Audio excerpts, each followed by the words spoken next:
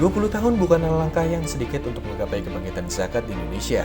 Selama 2 dekade ini, Badan Amil Zakat Nasional turut mendorong masyarakat dalam menegakkan syariat zakat, menumbuhkan kepedulian, dan menebarkan manfaat dalam pembangunan bangsa.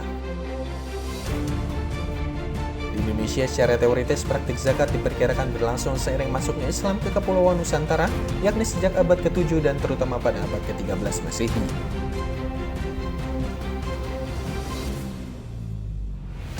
Reformasi 1998 memberikan angin segar bagi umat Islam untuk kembali menggulirkan wacana pengaturan pengelolaan zakat melalui undang-undang yang sudah lebih dari 50 tahun diperjuangkan.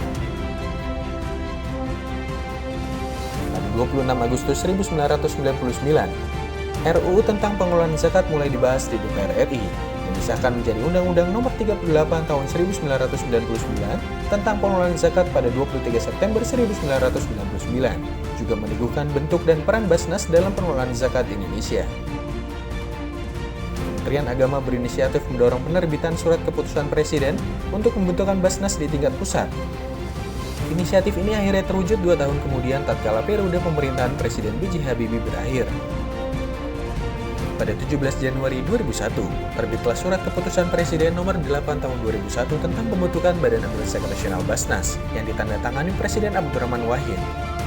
Sementara berlokasi di Gedung Arta Lokal lantai 12 sebagai kantor sekretariat persiapan Basnas.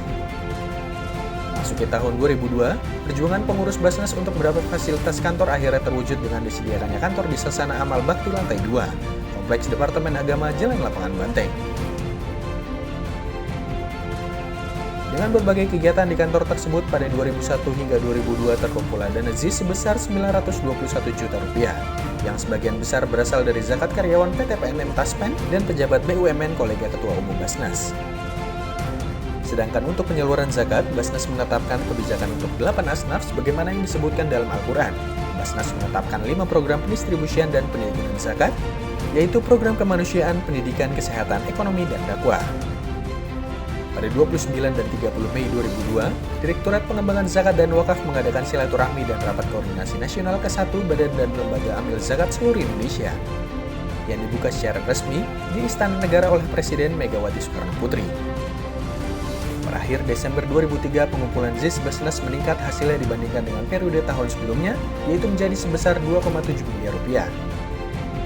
Memasuki 2004, kegiatan pengumpulan, pendistribusian, dan pendayagunaan Basnas semakin meningkat. Salah satunya adalah program Indonesia Sehat dilakukan dengan pembentukan unit kesehatan keliling untuk memberikan layanan kesehatan kepada masyarakat miskin dan duafa yang tidak terjangkau puskesmas dan fasilitas kesehatan lainnya. Periode keanggotaan Basnas di bawah kepemimpinan Ahmad Subianto sebagai Ketua Umum berakhir pada 2004. Keanggotaan Basnas periode selanjutnya pada tahun 2004 sampai dengan 2007 dengan Ketua Umum Prof. Dr. Didin Hafidudin MSc, ditetapkan lewat Keputusan Presiden Republik Indonesia Nomor 103 Tahun 2004 tanggal 18 Oktober 2004. Pada 27 Desember 2004, sehari setelah bencana atas bantuan Aris Mufti yang saat itu menjabat Komisaris PT Garuda Indonesia, Direktur Eksekutif Basnas dan tim bisa mendapatkan tiket ke Medan untuk selanjutnya melakukan perjalanan menuju Aceh. Basnas membuka dapur umum dan layanan kesehatan bagi ribuan pengungsi. Melihat beratnya kondisi masyarakat yang hancur total, baik fisik maupun mental, Basnas menggalang rekrutmen relawan dari sekitar Jabodetabek dan Medan, serta relawan lokal asal Aceh yang tidak terkena musibah. Selama 2005, Basnas membentuk 74 UPZ di berbagai departemen, BUMN, BUMS, dan luar negeri, dan 10 unit salur zakat di seluruh Indonesia untuk melakukan pendistribusian dan pendayagunaan zakat. Dukungan kepada Basnas juga datang dari Presiden Susilo Bambang Yudhoyono yang pada 26 Oktober 2005 melakukan perancangan gerakan zakat infak dan sedekah nasional di Istana Negara sekaligus melakukan pembayaran zakat ke Basnas. Momentum ini mengawali pembayaran zakat di Istana Negara setiap tahunnya sampai sekarang. Pada 5 Agustus 2013, Presiden SBY meresmikan 27 Ramadan sebagai Hari Zakat Nasional.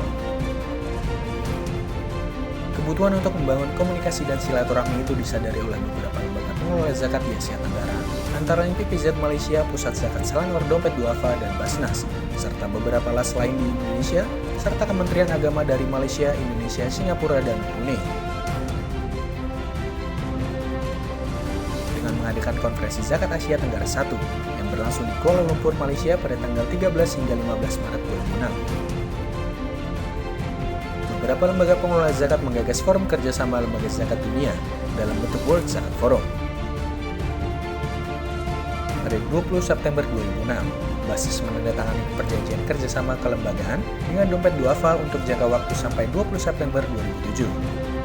Salah satu program bersama yang monumental adalah pendirian Rumah Sehat BASNAS Dede di Masjid Sunda Kelapa.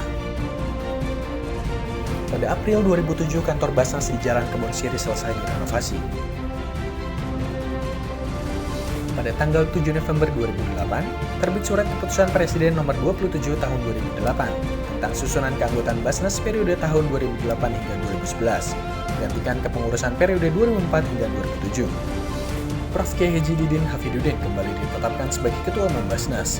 Pada kepengurusan periode kedua yang dipimpin Prof. Didin Hafidudin, BASNAS semakin matang dalam menjalankan visinya sebagai pusat zakat nasional yang amanah, transparan, dan profesional.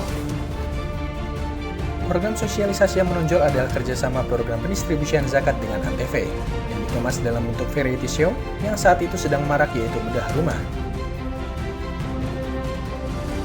Penguatan manajemen juga dilakukan dengan mengembangkan sistem manajemen BASNAS atau SIMBA yang dimulai pada 2003.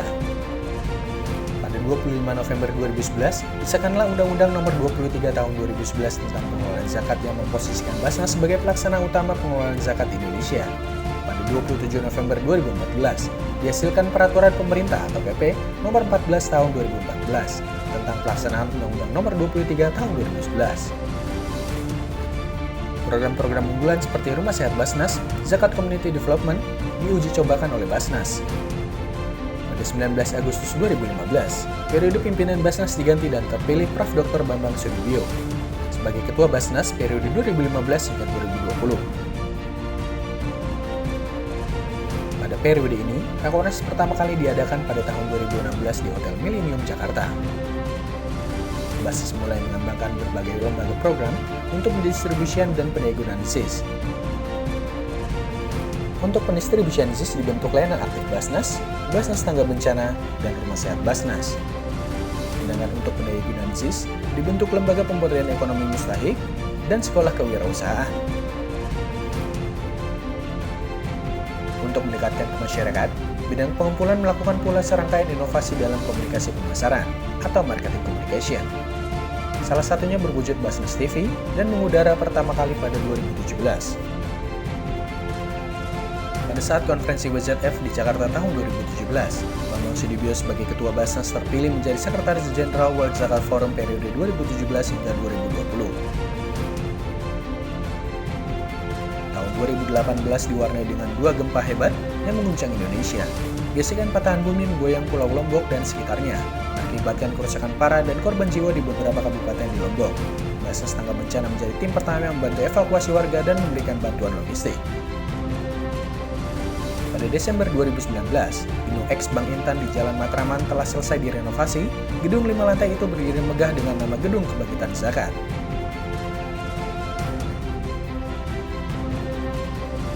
Pada tahun 2020, pandemi COVID-19 menyerang Indonesia. Sulitnya masa-masa ini membutuhkan kerjasama berbagai bidang untuk meminimalisasi dampak. Fokus pendistribusian dan pendayagunaan dana zakat dialihkan bagi masyarakat yang terdampak pandemi. WZF Conference tahun ini dilakukan secara daring diikuti oleh 400 lebih peserta dari 40 negara anggota. Pada konferensi kali ini terpilih Dr. Zainal Bahar Nur, anggota BASNAS sebagai Sekjen WZF 2020-2025. Berbagai inovasi dalam bidang pengumpulan dan operasi justru lahir di masa pandemi. Sistem manajemen mutu ISO 9001-2015, sistem manajemen anti penyuapan ISO 37001-2016, dan sistem manajemen keamanan informasi ISO 27001-2013 diperoleh saat para amil melakukan bekerja dari rumah atau WFH.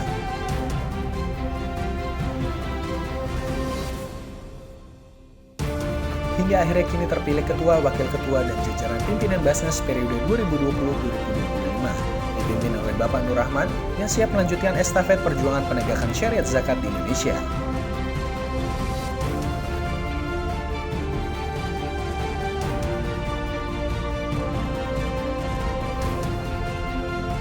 BASNAS, pilihan pertama pembayar zakat, lembaga utama menyejahterakan umat.